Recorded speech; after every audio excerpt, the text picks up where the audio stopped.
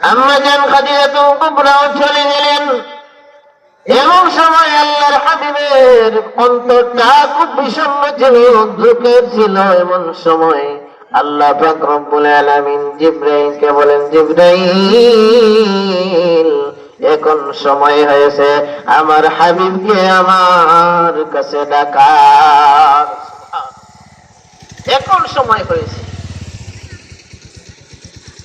ও জিবরাইল, আর দেরি কইরো না, তাড়াতাড়ি যাও, জান্নাত থেকে একটা বাহক বুরাক নিয়ে আমার হাবিব সাল্লাল্লাহু আলাইহি সাল্লামের কাছে যাও, যেই বুরাকের মাধ্যমে আমার বন্ধুকে আমি মেরাজে গমন করাইব। সুবহান, মেরাজে গমন করাইব।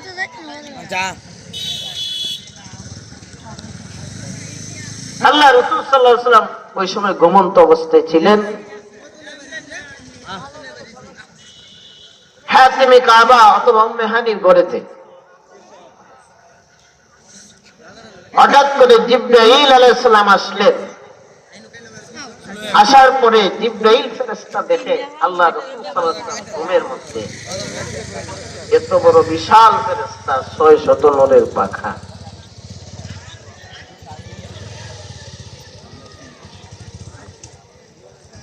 আল্লাহর ফেরেশতা জিবরাইল আলাইহিস সালাম এসে দেখেন নবীজি ঘুমন্ত অবস্থায়। এত বড় ফেরেশতা জিবরাইল মনে মনে ভাবে, আরে নবীজি ঘুমাইতেছেন, এখন যদি আমি আল্লাহর হাবিবকে ঘুম থেকে জেগে দেই, সাথে সাথে আমি বরবাদ হয়ে যাব, আমি জিবরাইল ধ্বংস হয়ে যাব। কেননা রাসূল আকরাম সাল্লাল্লাহু আলাইহি ওয়াসাল্লাম যদি কষ্ট পায়, বিয়াদবি নেই, আমি জিবরাইল আর জিবরাইল থাকবো না। এই নবীর সাথে বিয়াদবি আল্লাহ বরদাস্ত করেন না। আল্লাহ সব কিছু বরদাস্ত করেন, কিন্তু রাসূলের সাথে বেয়াদবি আল্লাহ কখনো বরদাস্ত করেন না। মুসা আলাইহিস সালামের একজন উম্মত ছিল, আবুল হারেস নাম ছিল। সে তাওরাত কিতাবের মধ্যে দেখলো আমাদের নবীর নাম লেখা, মুসা নবীর সাকরি নাম পাইছে কার? মুহাম্মদুর রাসূলুল্লাহ। তার তো মনের মধ্যে কুসুর মুসুর শুরু হয়ে গেছে। আমার নবী হইতেছেন মুসা, আর এইখানে নাম দেখা যায় মুহাম্মদুর রাসূলুল্লাহ, না এই নাম রাখা যাবে না। সে কাটা শুরু করে।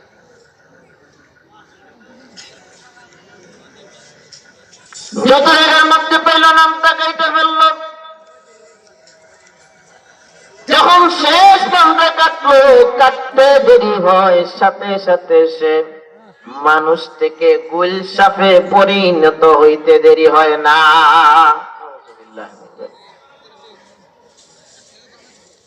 মুসা নবী আয়া দেখে, কিরে কি অবস্থা, এখানে গুলশাফ করতে গেল।